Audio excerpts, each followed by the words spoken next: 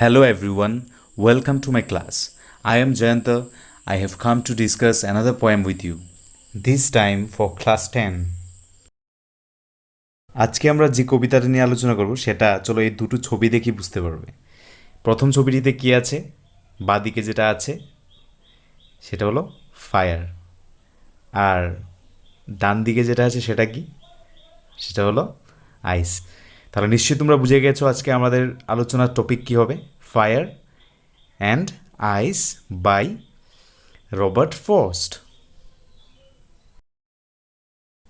কবিতা শুরু করার আগে আমরা যেটা সবসময় করে থাকি, কবি সম্পর্কে অর্থাৎ রবার্ট ফ্রস্ট সম্পর্কে আমরা একটু জেনে নেব। রবার্ট ফ্রস্ট ছিলেন আমেরিকার একজন বিখ্যাত কবি সাহিত্যিক। তিনি 1874 খ্রিস্টাব্দে 26শে মার্চ সান ফ্রান্সিসকোতে জন্মগ্রহণ করেছিলেন।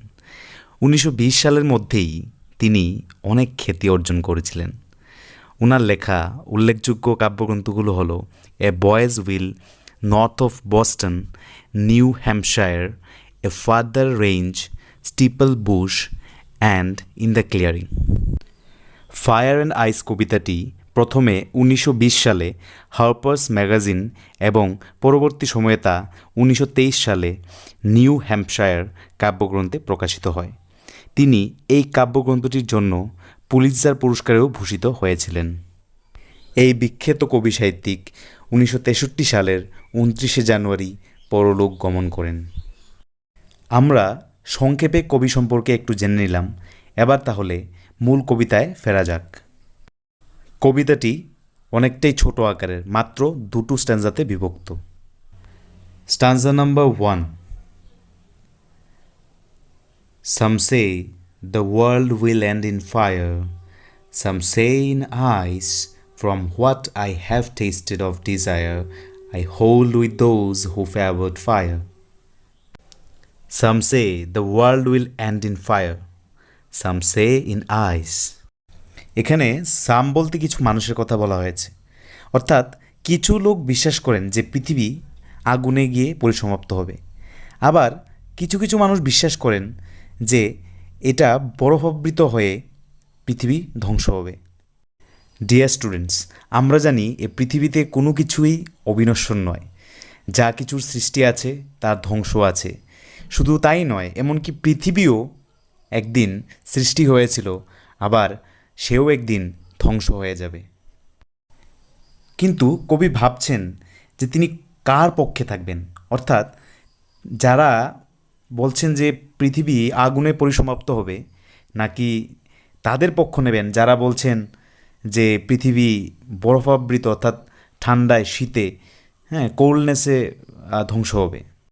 এখানে ফায়ার অর্থাৎ আগুন এবং আইস অর্থাৎ বরফের দ্বারা একটা বৈপরীত্য প্রকাশ করা হয়েছে। From what I have tasted of desire, অর্থাৎ তিনি যতদূর ইচ্ছা, আবেগ, এগুলোকে তিনি যতটুকু পরখ করে দেখেছেন, I hold with those who favour fire. কবি বলছেন যে তিনি তাদেরই পক্ষ নেবেন যারা বলেছিলেন যে আগুনেই পৃথিবী ধ্বংস হয়ে যাবে। কবি এটা একটা সিম্বলিজম ব্যবহারের মাধ্যমে বোঝাতে চেয়েছেন। তিনি ফায়ারকে ডিজায়ারের সাথে তুলনা করেছেন। তিনি বোঝাতে চেয়েছেন যে কিভাবে ডিজায়ার অর্থাৎ চাহিদা, ইচ্ছা, প্যাশন অর্থাৎ আবেগ মানুষের একটা রিলেশনশিপে কিভাবে ধ্বংস করে দিতে পারে, কিভাবে এই পৃথিবীটাকে ধ্বংস করে দিতে পারে। তাই তিনি পৃথিবী ধ্বংসের কারণ হিসেবে আগুনকে বেছে নিয়েছেন। এবার তাহলে শেষ স্তবকটি পড়ে নেওয়া যাক। স্ট্যান্জা number 2। But if it had to perish twice, I think I know enough of hate to say that for destruction ice is also great and would suffice. But if it had to perish twice, এখানে কবি স্ট্যান্জাটি but দিয়ে শুরু করেছেন। But মানে হলো একটা contrast, অর্থাৎ আগের ধারণাটার সাথে একটা বৈপরীত্য এখানে প্রকাশ পেয়েছে। অর্থাৎ কবি বলেছিলেন যে তিনি তাদেরই পক্ষ নেবেন যারা বলেছিলেন যে আগুনের কারণেই পৃথিবী ধ্বংস হয়ে যাবে। দ্বিতীয় স্তবকে কবি বলছেন, কিন্তু যদি পৃথিবীকে দুবার ধ্বংস হতে হতো, এখানে ইট মানে পৃথিবীকে বোঝানো হয়েছে, অর্থাৎ পৃথিবী যদি দুবার ধ্বংস হতো, একটা কারণ তো তিনি পেয়েছিলেন, ফায়ার অর্থাৎ আগুনের দ্বারা ধ্বংস হবে। আরেকটা কী হবে চলো আমরা দেখে নিই। I think I know enough of hate. কবি বলছেন যে আমার মনে হয় আমি যতদূর জানি, হেট মানে ঘৃণা, to say that for destruction ice is also great. এখানে কবি হেট অর্থাৎ ঘৃণাকে আইস অর্থাৎ বরফের সাথে তুলনা করেছেন। অর্থাৎ কবি বলতে চাইছেন যে আগুন যেরকমভাবে পৃথিবীকে ধ্বংস করে দিতে পারে, ঠিক এরকমভাবে আইসও কিন্তু অর্থাৎ বরফও কিন্তু একটা শক্তিশালী ক্ষমতা, যেটা পৃথিবীকে ধ্বংস করতে পারে। অ্যান্ড উড সাফিস, অর্থাৎ তিনি বলছেন যে এবং এটাই যথেষ্ট, অর্থাৎ বরফটাই যথেষ্ট পৃথিবীটাকে ধ্বংস করার জন্য।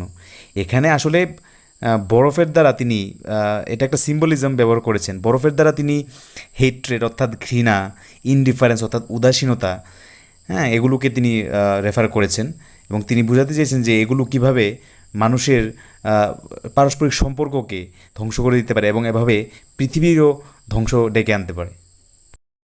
এই কবিতাতে কিছু পোয়েটিক ডিভাইস যেগুলো ব্যবহার করা হয়েছে সেগুলো সম্পর্কে আমরা একটু জেনে নেব।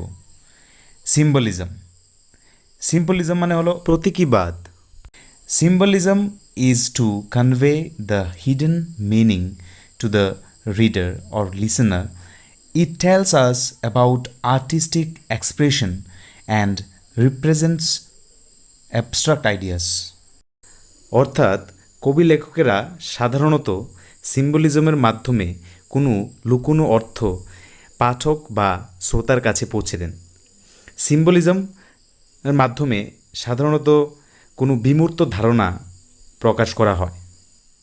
কবিতাটি শুরু করার সময়ও আমরা ডিসকাস করেছি যে এখানে ফায়ার অর্থাৎ আগুনকে ডিজায়ার অর্থাৎ চাহিদা, ইচ্ছা, প্যাশন অর্থাৎ আবেগ এগুলোর প্রতীক হিসেবে ব্যবহার করা হয়েছে।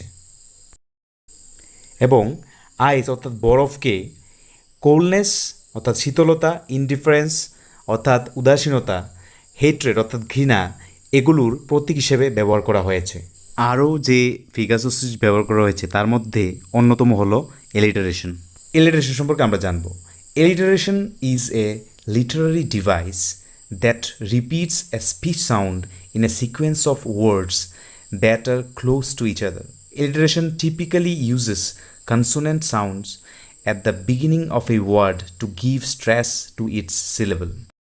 Alliteration বলতে আমরা সাধারণত বুঝি যখন একই ধ্বনি পরপর শব্দের মধ্যে পুনরাবৃত্তি হয়। সেই ধ্বনিটি সাধারণত শব্দের প্রথমেই বসে এবং সেটি ব্যঞ্জন ধ্বনি হয় এবং সেটা সিলেবলে স্ট্রেস দেওয়ার জন্য ব্যবহার করা হয়। চলো তাহলে আমরা কতগুলো উদাহরণের মাধ্যমে এটা বুঝে নেই। যেমন এখানে যে সাউন্ড আছে স সাউন্ডটা, প্রথম এক্সাম্পলটা দেখে নাও। স সাউন্ডটা এখানে some say the world will end in fire, হ্যাঁ, এবং ডব্লিউ আছে এখানে ও সাউন্ড, তাহলে এখানে ও সাম সে সামের স এবং সের স এখানে রিপিট হয়েছে পরপর বসে, এবং ওয়ার্ল্ড উইল, তাহলে ওয়ার্ল্ড উইল এখানে এখানে যে ও সাউন্ডটা সেটা এখানে বারবার রিপিট হয়েছে। আরেকটি লাইনেও স সাউন্ডটা যেমন সাম সে ইন আইস, এখানেও সাম সে অর্থাৎ স সাউন্ডটা এখানে দুবার উচ্চারিত হয়েছে।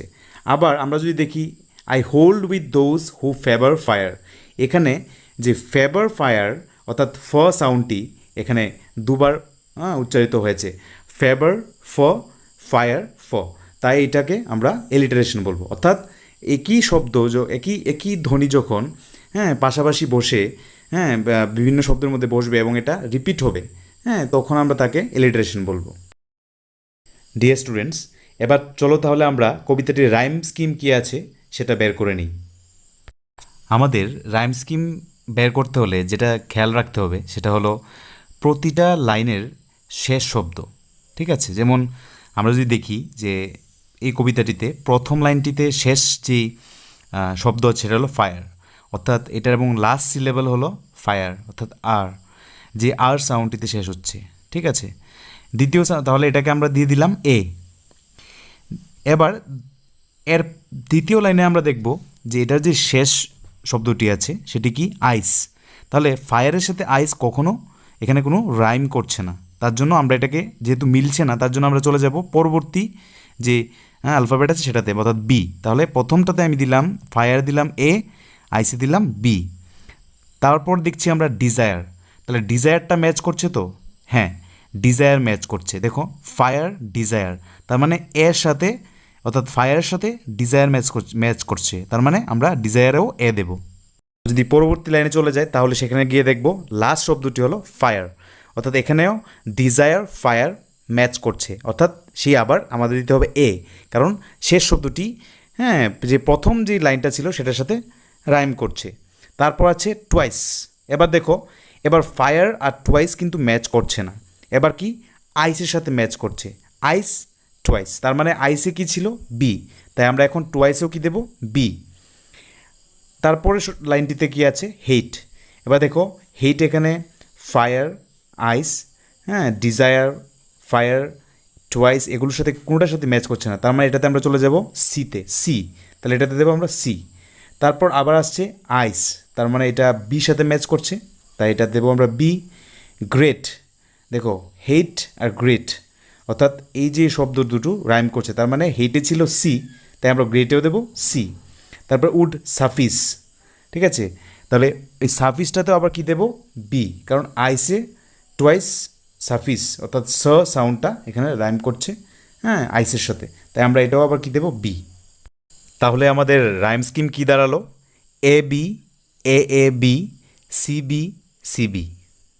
তোমাদের অনেকের কাছেই হয়তো বা রাইম স্কিম ব্যাপারটা নতুন, হ্যাঁ যাই হোক আশা করি তোমরা বুঝতে পেরে গেছো, এরপর থেকে যে কোনো নতুন কবিতা এলেও তোমরা আশা করি বের করতে পারবে। আমরা ক্লাসের মোটামুটি শেষের দিকে চলে এসেছি, এখন আমরা central idea of the poem অর্থাৎ কবিতাটির মূল বিষয়বস্তু নিয়ে আলোচনা করব। The poem mentions that both fire and ice can bring probable end to this world. The poet talks about how fire represents desire and can therefore be a cause of the end of the world.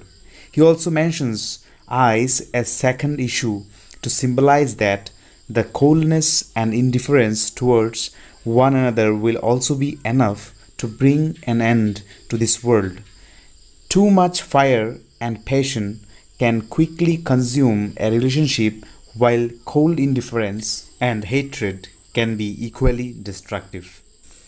কবিতার মূল বিষয়বস্তুটি হলো কবি আসলে এখানে দুটো সত্তার কথা উল্লেখ করেছেন, একটা হলো ফায়ার অর্থাৎ আগুন এবং আইস অর্থাৎ বরফ। আসলে এই দুটো আমরা আগে আলোচনা করেছি যে হ্যাঁ এই দুটো হলো কি সিম্বলিক, এই দুটো হলো সিম্বল। কিসের সিম্বল? ফায়ার যেখানে রিপ্রেজেন্ট করছে ডিজায়ারকে, ওকে, ডিজায়ার যেটা আমাদের ইচ্ছা চাহিদা হ্যাঁ প্যাশন আবেগ এগুলোকে, আর অন্যদিকে আইস অর্থাৎ হেট্রেড মানে ঘৃণা এবং ইনডিফারেন্স অর্থাৎ উদাসীনতা ইত্যাদির প্রতীক হিসেবে ব্যবহার করা হয়েছে। তিনি বুঝিয়েছেন যে কোনো কিছুই অত্যধিক ভালো নয়, যে আমাদের পারস্পরিক সম্পর্কের মধ্যে যদি অত্যধিক আবেগ অত্যধিক চাহিদা এগুলো যদি এসে যায় তাহলে সেই রিলেশনশিপটা সেই পারস্পরিক সম্পর্কটা থাকে না, সেই পারস্পরিক সম্পর্কটা নষ্ট হয়ে যায় এবং ইট লিডস টু ডিস্ট্রাকশন এবং এটাই ধ্বংসের পথে নিয়ে যায়।